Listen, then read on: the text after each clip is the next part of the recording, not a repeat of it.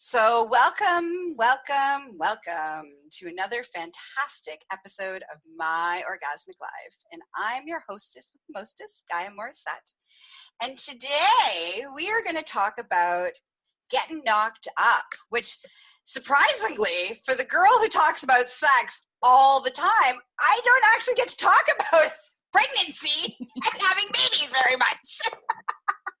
I spend a lot of time talking about how to not have those things happen. So I'm super stoked. I'm super excited to have my guest who is a fertility expert and coach. And I'm going to let her introduce herself because I don't want to, say things that are not necessarily true.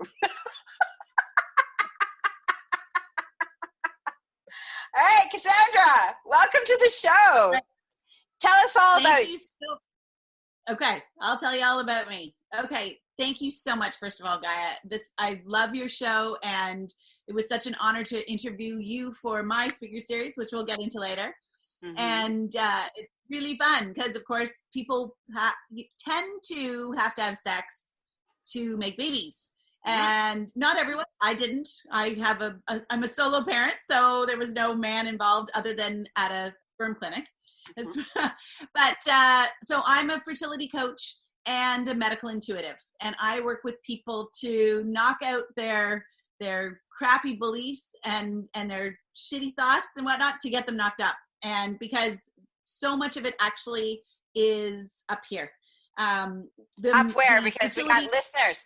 We got listeners that can't see us. Thank you for the reminder. Yes. A lot of it is actually what's going on in your head. We forget that the mind and the brain really actually control the body, right? Like, aren't you glad that you don't have to worry about if your heart's going to beat all day long? Yeah. And if you don't have to remind yourself to take a breath in, take a breath out, let your breath out, right? I mean, it's good to do that because that's actually bringing your mindfulness into your life, but you don't have to. So it's amazing the connection between the mind body and the way I describe it. I'm going to talk about the mind body connection, if I may just jump in a little bit. The way I describe it is thank you. I was going to do it anyway. But I give you consent. I'm all about consent. You ask for consent, I give you consent. Go for it. I appreciate it. It's very important to have consent. So the fertility clinics, fertility doctors, they are absolute experts and they know how to operate your reproductive system. They're incredible at it. What they can do is remarkable. And they really focus on that area. And then you get all the alternative therapy practitioners who really get the body operating optimally, your hormonal system, your digestive system, all of these things that it's really important that they work properly in order to conceive and carry a baby to term, especially when you're not, 20 when you're trying to conceive. I was 44 when I conceived. So these factors come into play. And then, but then most people don't deal with the mindset, the thoughts, everything that's going on above your shoulders. There, I found a way to describe it without using my hands. Because if you could see me, I'm doing that. I'm touching my shoulders and going up. So the mind-body connection is critical. So there's research out of Harvard, and I hope everybody actually really processes this thought. So I'm going to bring attention to it. There is research out of Harvard where all they did was a mind-body program for people, and they did a 10-week program for people who were trying to conceive naturally. And the people, for every one person who conceived without the mind-body program, 3 people conceived with the mind-body program. So it's that's a massive difference. It's not 30%. It's 3 times the chance of conceiving when you follow a mind-body program. And then you also have with IVF, hold on. They did. Okay. So let's talk about what is the mind-body program, because I think that people who are new to these concepts, let's give them some, information so that they're on the same page with us. Absolutely. And I would say there are different forms of it, but it's really about connecting your mind to your body. So for me, in my work, because I work with people through medical intuition and fertility, most of the time they're linked. And so for me, it's really about trying to bring somebody into wholeness. And I'll explain what I mean. So if we were all operating in a balanced way and fully whole, we would be operating 33.3% in the mind, 33.3% in the body, and 33.3% in the soul. And just to elaborate on that, mind is interpretation. So how the stories we make up around different events. Perception, perception.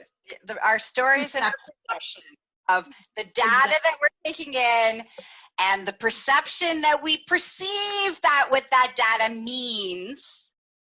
Right. And then our emotional reaction to that data is all a big piece of that, right? Like it's not just a thought, it's how that thought is interpreted.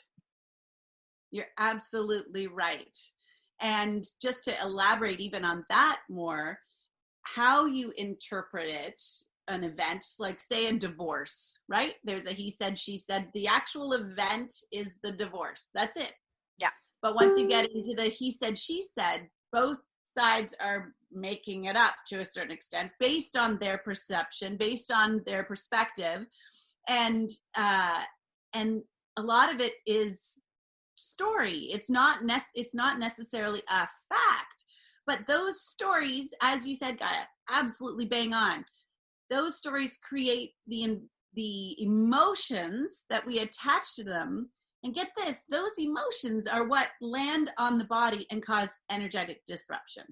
Absolutely. So, and also all the biochemical responses that our brain produces, cortisol, adrenaline, all of these things based on that emotional response, based on the perception of the situation, based on all of the filters. Because like those stories, and when we talk about perception, it's like there's a filter. We all have filters, and those filters were created usually when we were quite young. And so whatever those filters are, somebody can say green and it can come in, and one person can say, oh, that's a color. Another person could mean, oh, that's recycling. Oh, like there's just so many different variations of the filtering systems of what allows us to have that perception and take in that data and then react and respond to whatever that is. And for most of us, it's, and I'm going to use my language here for a second. I like to call them bad shit crazy.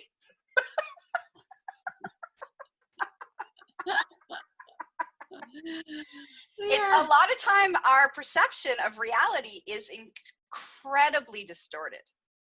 Yeah, absolutely. And we spend a lot of time, just to elaborate even on that, our whole society is set up to favor the mind. Yes. So like, think about how we teach kids. Oh, good work, Johnny. You did well on that math test. It's all, oh, I used my mind. I got, some accolades from my mom or my teacher. So I better use my mind some more. Yeah. And at the same time, sorry, go ahead. I was just going to say, which just keeps reinforcing. So that now the behavior is anchored in the thought and the feelings, and it's all intertwined into all of those pieces. Yes. Exactly. Yeah. So you can see how we end up in the mind so much, right? Yeah.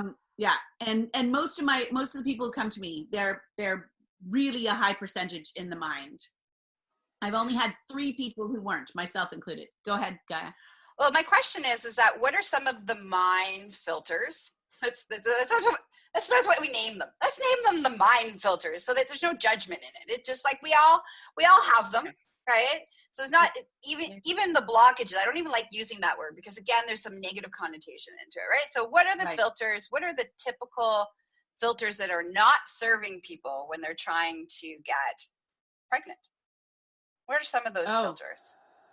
Goodness. Well, by the time people have come to see me, often it's like, I've waited too long. I drank too much. I'm a bad person. It's not going to happen for me. Like, I had a miscarriage. I'm just going to have another miscarriage. I'm old, so I'm going to have a sick baby. There's so many. I don't deserve to have a baby. I can't handle having an unhealthy baby. Like, there are whole other ones that people don't talk about. Well, people don't talk about most of them, but what's going to happen to my body? What's going to happen to my career? I really like my body. I really like my career. I'm not sure I'm really willing to give them up. I really like my lifestyle. While I want a baby, I sort of don't want to give up my lifestyle. So there's so many lenses that people are looking through that create challenges for them, right? I had one client that I was working with, and every time she left, I was like energy drained, and I'm an intuitive. So I'm usually like, woo, I'm pumped because I just worked with this person. And I kept getting drained, and I realized I had to check in with myself, and I realized part of her didn't want to get pregnant. Mm-hmm. How do you tell somebody that, especially she had $50,000 already invested? So, but we talked about it, and she completely transformed because it brought it to the surface for her. So there are a lot of things that people hang on to, and some of them come from further back, right? Like my grandmother had all these miscarriages, and the thing is that they aren't always in the conscious mind. We're talking about the mind layers. A lot of them we just went through are conscious, people are conscious of. There are also ones that people aren't conscious of. Yes. So it's tricky. Mm-hmm. It is. It's beautiful, though. It's beautiful to talk. Like, I love that we're having this conversation, and I love that, we're leaning into what are some of those things that, people are struggling with, and what are some of the mind stuff. So what are some of the body energetic, because of the mind stuff, that people are struggling with? Well, actually, if I might just go back to I started talking about the mind body. Oh, yes. Yes. And then I'll go into some of the things. So the body part is actually our oh my goodness, all of a sudden I've got the interpretation. What do you feel? Sensation. Sorry. That word went out of my mind. Sensation in the body. So while we're teaching kids, and we all pursue the mind, we're actually also teaching them to ignore the sensations they have in their body. Mm-hmm. For me, I always had butterflies in my stomach, but that was information. That's actually your intuition telling you things. We've gotten so bad that we even suppress when we need to go to the bathroom. Who hasn't seen a gas station when you're on a road trip and gone, oh, I can hold it to the next one, right? Mm-hmm. Like, we don't even listen to our body. I need to go to the bathroom now. Like, that'd be a good idea, right? Yes. We skip meals. We hear, our belly's hungry. It's giving us all the cues, and we're like, I got to keep this work going. I can't stop to eat right now. So we actually suppress even just our really obvious signs that our body gives us. And I'm sure, I want to have sex, right? Who avoids that? And that's kind of yucky. Yeah, we completely ignore. I mean, that's a whole other conversation about our denial.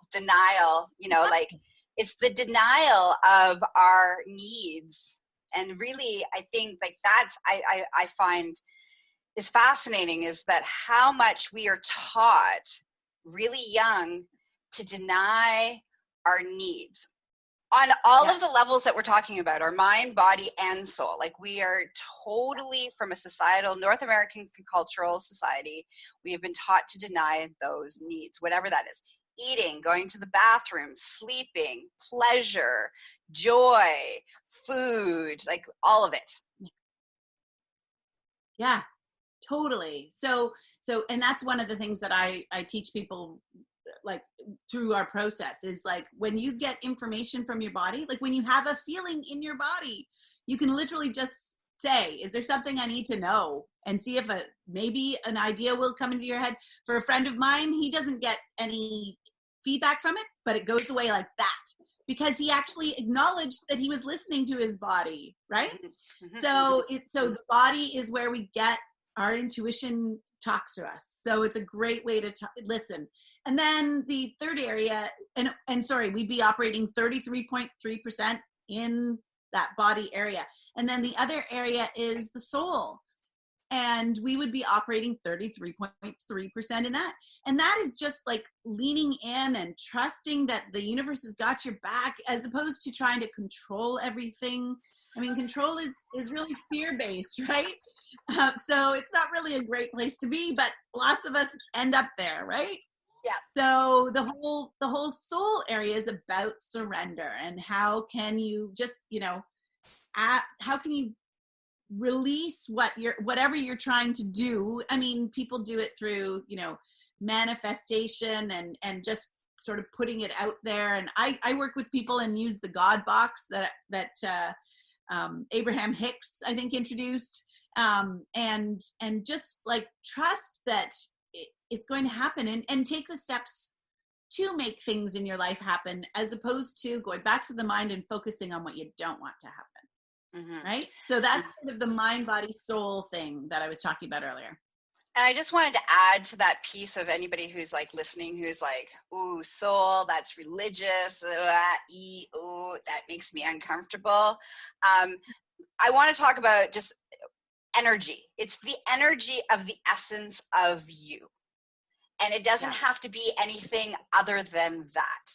And listening to that energetic response, like, when I say the word, energy, a lot of people who don't move in that world will be like, I don't know what you're talking about, Gaia.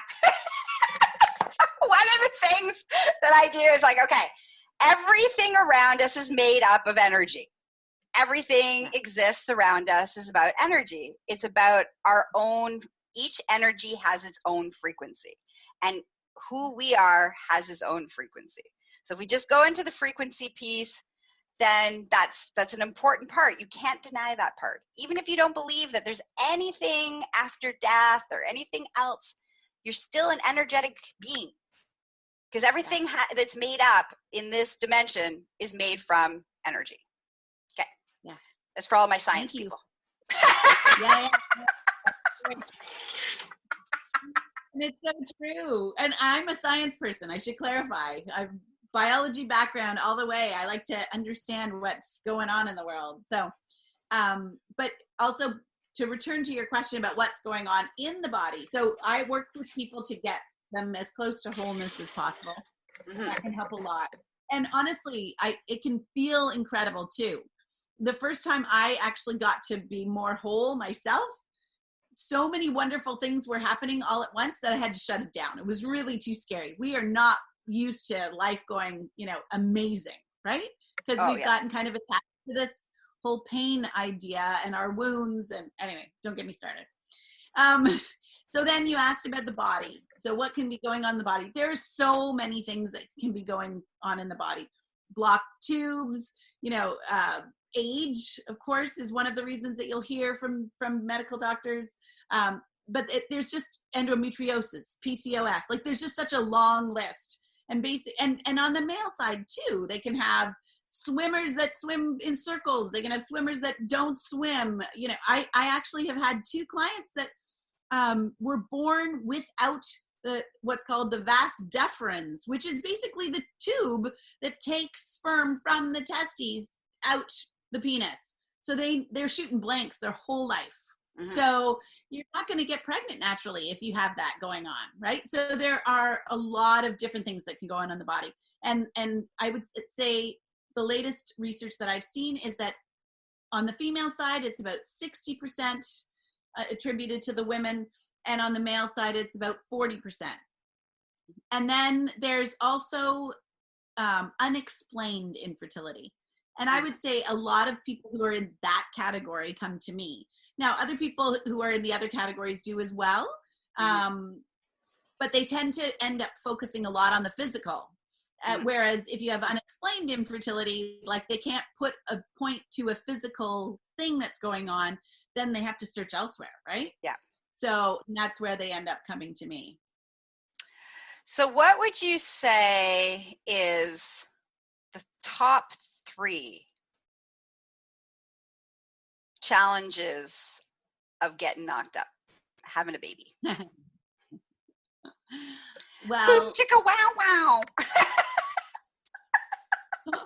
Well, as I just said, I think female infertility is 60%, male infertility is 40%, and then you have this unexplained infertility, which I think though that's what I'm asking for is let's go into the unexplained infertility. Right.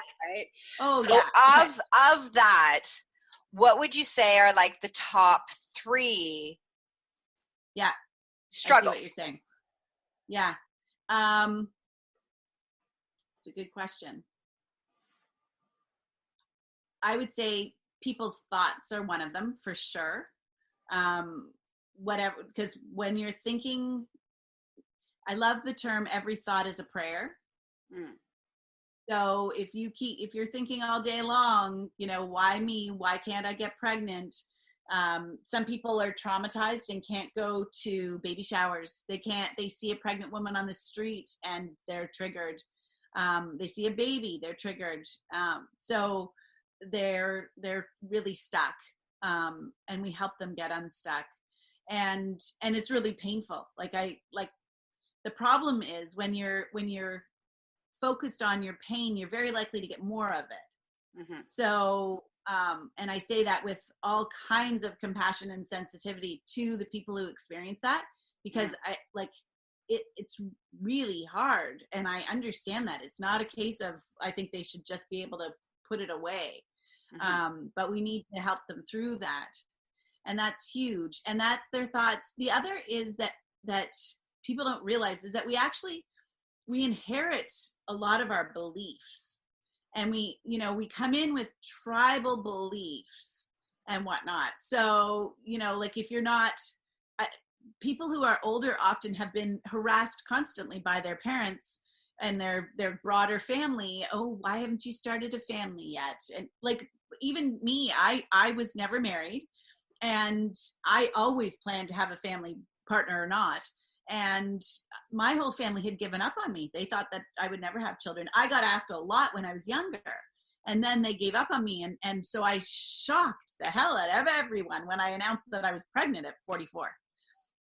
So those tribal beliefs really can influence us, as well as our own beliefs and the ones that we inherited. It just is so many things. And the problem with those ones is that a lot of it, we don't know what we don't know.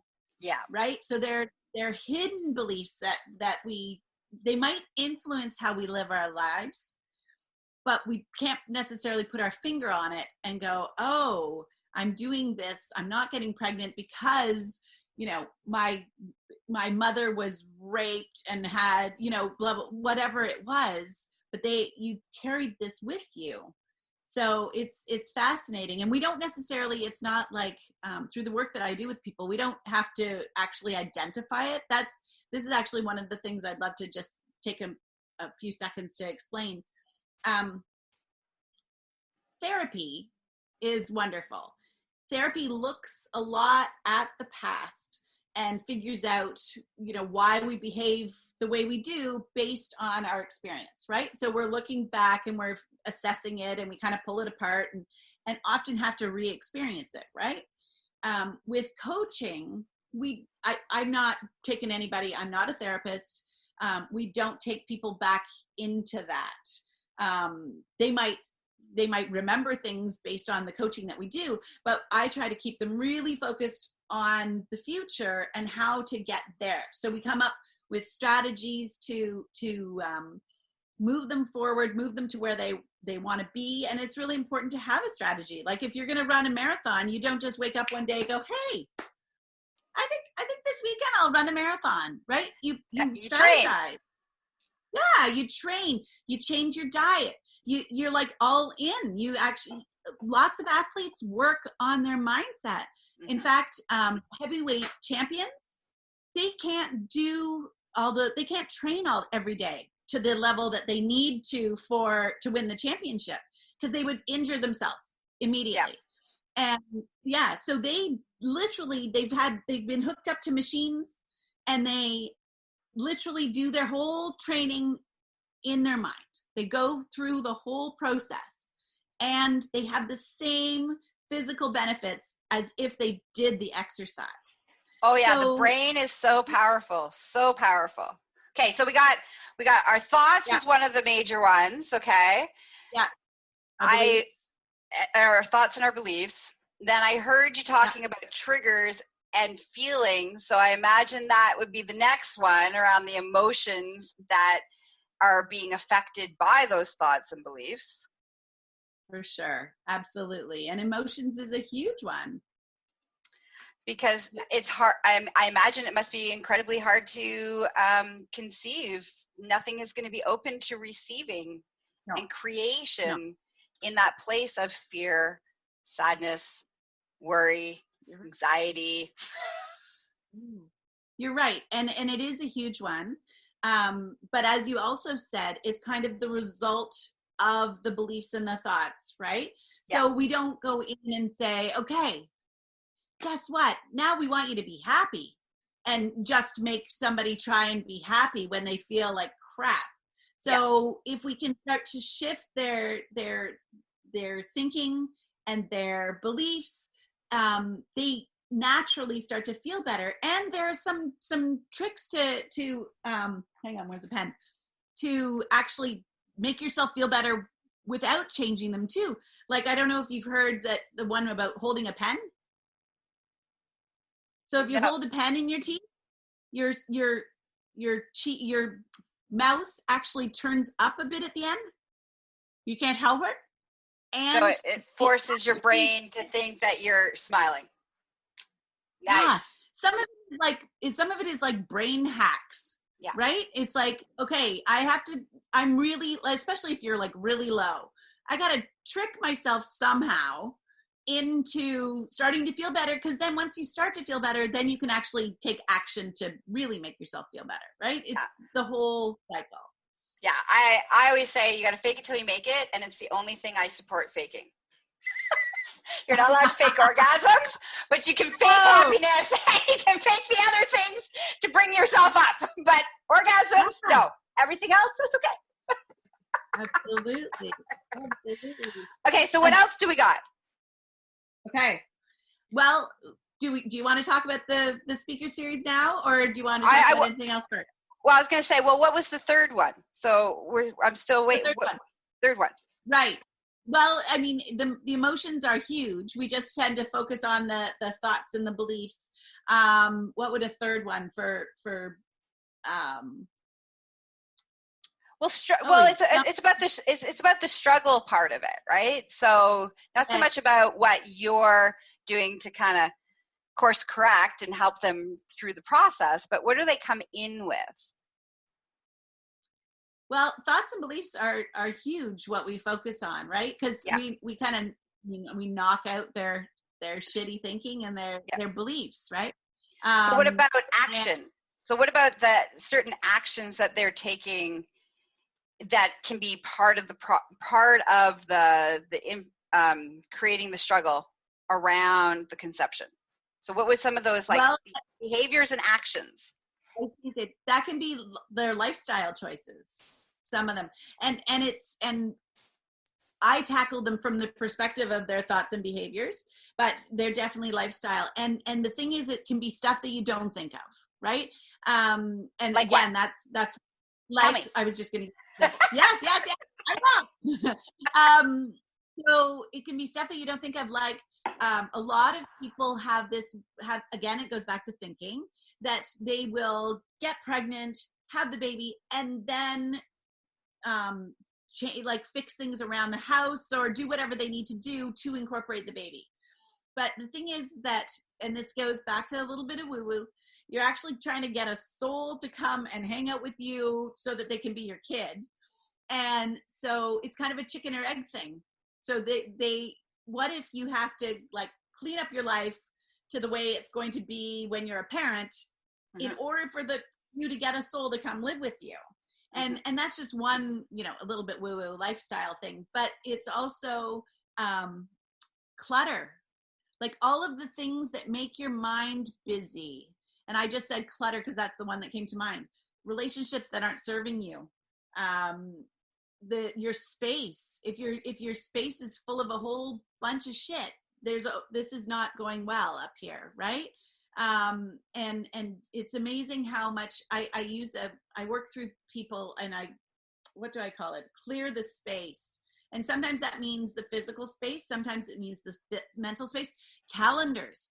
People get their calendars so jammed. Why would a soul coming in think that there's any room for a baby, right?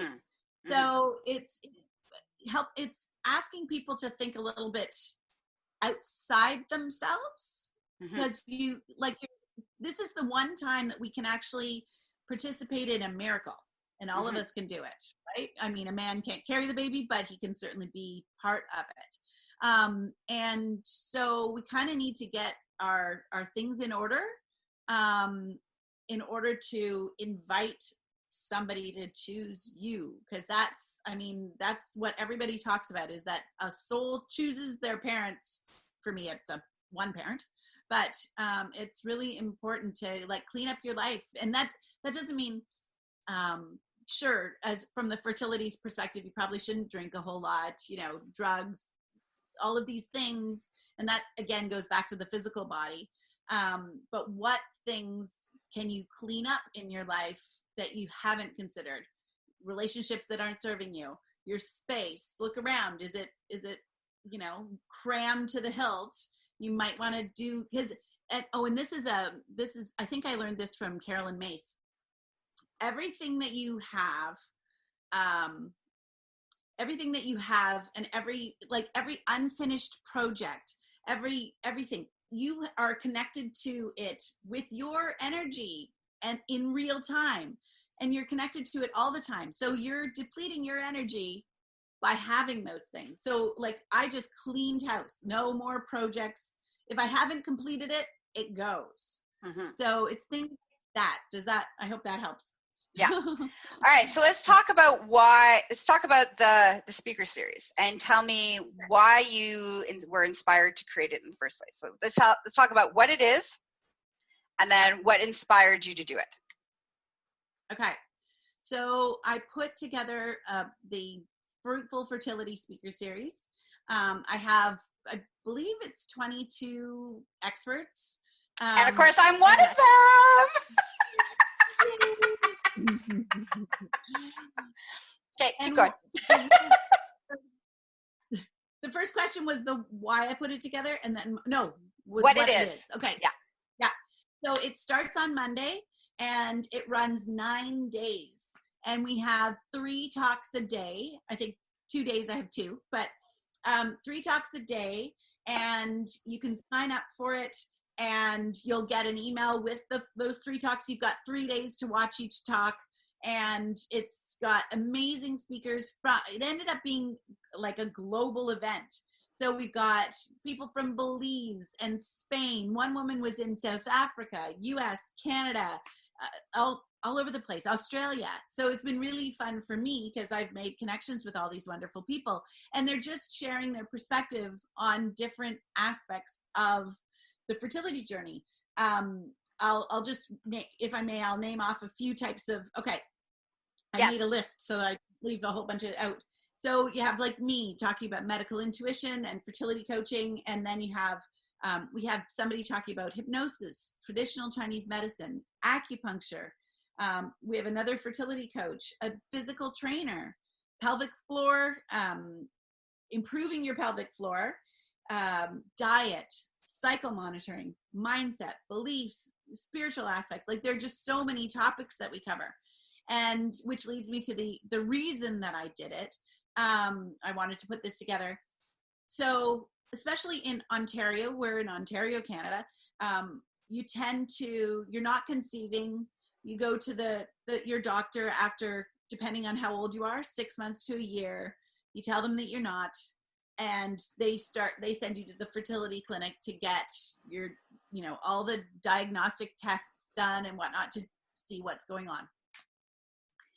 Just that event, and trust me, everyone should do it. I'm not saying that you take the approach that we're talking about in isolation of the medical process, not at all. So you still need to know if you've got tubes, if you've got a uterus. Some people don't have uteruses, or if you have that vas deferens. It's really important to do the medical assessment. But once you go that route, especially in Ontario, now you get one round of in vitro fertilization free. So you kind of just keep on that road, right? And that's not your only option. So, but as I said before, the experts who work in the fertility clinics, they are absolute experts, and they often offer acupuncture, but they don't necessarily treat the whole body, never mind the whole being. So I really wanted to feature a whole bunch of other things that people are doing in the area of fertility that you're not going to find at the fertility clinic, aren't necessarily labeled fertility, but they all play a huge role in it. So that was my inspiration. Nice. And so we'll have the link in the show notes so that it's easy, click. You don't even have to think about it. And you'll find it in all the descriptions of all the stuff. You'll have the link. But for whatever reason, if you happen to be hearing this and you don't actually have access to actually what the link is, do you want to give a shout out to what the website is, just in case? I'd have to look it up. Sorry. One thing, while I'm looking for that, because I want to give your one. While I'm looking for that, one thing I'll just share is that some themes I'd like to just mention that came out of this whole thing, which I thought was really cool. And they are like, people really were talking about how you need to be whole, and you need to look at the whole body, and the whole person. You really need to look for the hidden reasons that you're not conceiving, or you're not carrying to term. And that's on a physical level, but once you've resolved anything that's physical, then you have to keep looking if you really want to have a baby. Energy, we talked a little bit about energy, and that seems to be a theme that came up a lot through this whole one. And the other one that I really want to mention is you have to advocate for yourself. And right, and if you're not getting answers from, and this came up a few times, both physically and just when you don't get answers, you need to keep looking, even if it takes you down a different path. Right, and advocate for yourself. Like, if you don't get answers with a fertility clinic, you might want to try another one. If you don't get answers from a acupuncturist and you don't find it a positive experience, go try another one. It doesn't mean that you rule it out, right? So I think it's important to really, because we do tend to relinquish control for our bodies to our medical system. And just to remember that we can play a role in that. So there you go. Okay. And sex. Yeah. Oh yeah. Sex and relationships. Like there's one thing that, we didn't talk about, other than clearing out the relationships that aren't serving you. But like, if you're bringing in a soul into an environment and you happen to be in a partnership that you're doing that in, what your relationship is like. Where are you in your relationship? Where are you emotionally in your relationship? What's your communications? What's your sex life like? Like, all of those pieces are a crucial piece of you're bringing in a soul. And how do you like each, and that, one of our talk was about how do you still want and like the person that you're trying to conceive with? Because it becomes so clinical that there's such a disconnect that it stops being fun and sexy and playful. And that was that's the talk that I gave, right?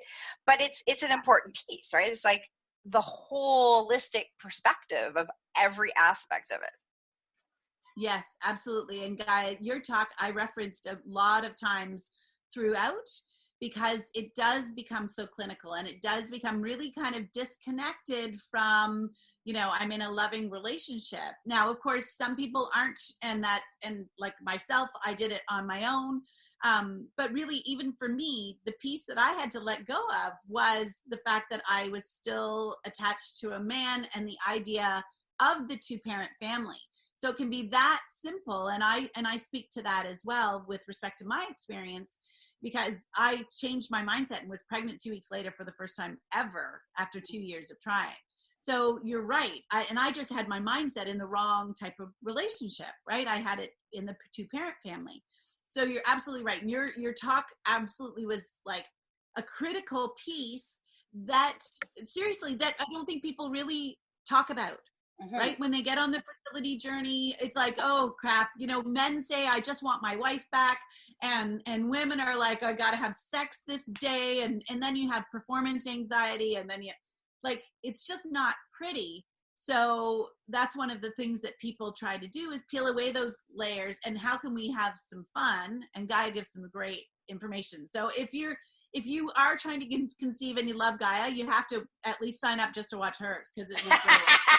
It's really worth it. It's really worth it. Yeah. You got some really good stuff. I give some really juicy. And you know what? I would even go as far to say, even if you aren't trying to conceive at this moment, but at some point down the road, you are looking to conceive, I would still sign up, because this is a great getting the information, getting yourself set up. It's like instead of being in the crisis, we're doing preventative, right? So, even if you're not at that space in your life where you're like, yeah, I don't want any babies. But someday you might, because most of us know whether we want to make babies or we don't want to make babies. Like, that's a pretty, majority of us kind of either have that decision or not have that decision. And so if you think that you might fall into the category of, I think I might like to have some babies, then I highly recommend this speakers series, because you're going to learn all sorts of stuff.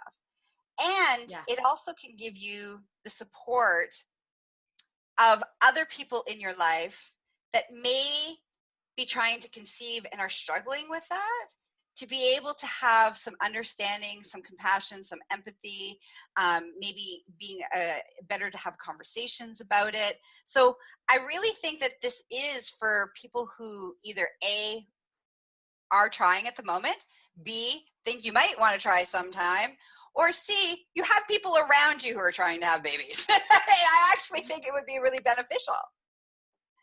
You're absolutely right. And to be honest, Gaia, it even has aspects of it that would be helpful to people who aren't trying, right? Mm-hmm. So, keeping it sexy for your relationship.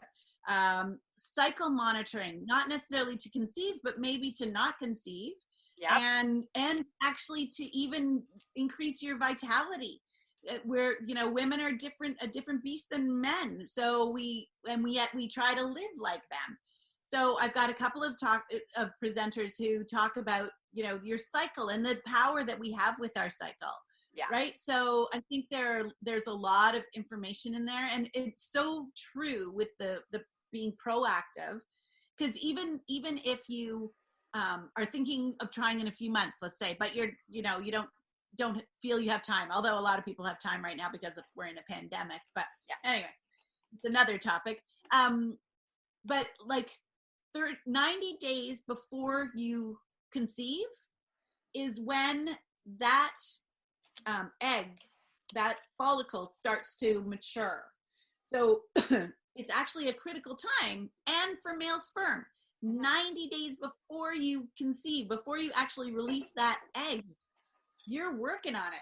So what you do in those 90 days can significantly impact the quality of that egg and sperm. So it can improve your chances. And to be honest, if you implemented some of the things in this, even a year or two before, it would just make it that much easier once you get there and you're not, as you say, in crisis mode. Oh my God, I'm not conceiving. I had one client who started to work with me before she even started trying. She got pregnant the first time. And she had a low ovarian reserve. They were warning her that it might take a while. Pregnant the first time.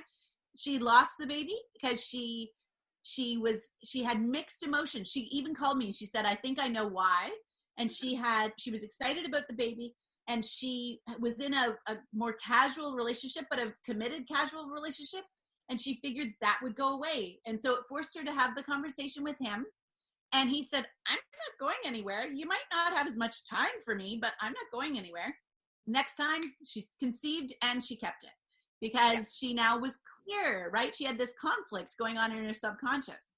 Yeah. So yes, you're absolutely right. And I found the website to be able to give it. Okay. All right. Give us the website just so that everybody can find it, just in case they listen somewhere that they don't have the easy click. Of course. So knockedup.lpages.co/fruitful-fertility. Beautiful. I know it's too long, but anyway, there you go. And how can people spend more time with you? If they wanted to get your coaching, they wanted to spend some more time with you, what are the ways in which they can do that? They can go to my website, which is wannagetknockedup.com. Okay. They can contact me. I have a contact page on there, or my email, I'm happy to talk to people, is cassandra@wannagetknockedup.com. Beautiful. And that's probably the best way. All right. Thanks for being on the show. Thank you. This has been awesome. And, for all of our wonderful listeners and audience, again, I highly recommend it. Come check it out. It's free. So, you got nothing to lose. All you got right now is time.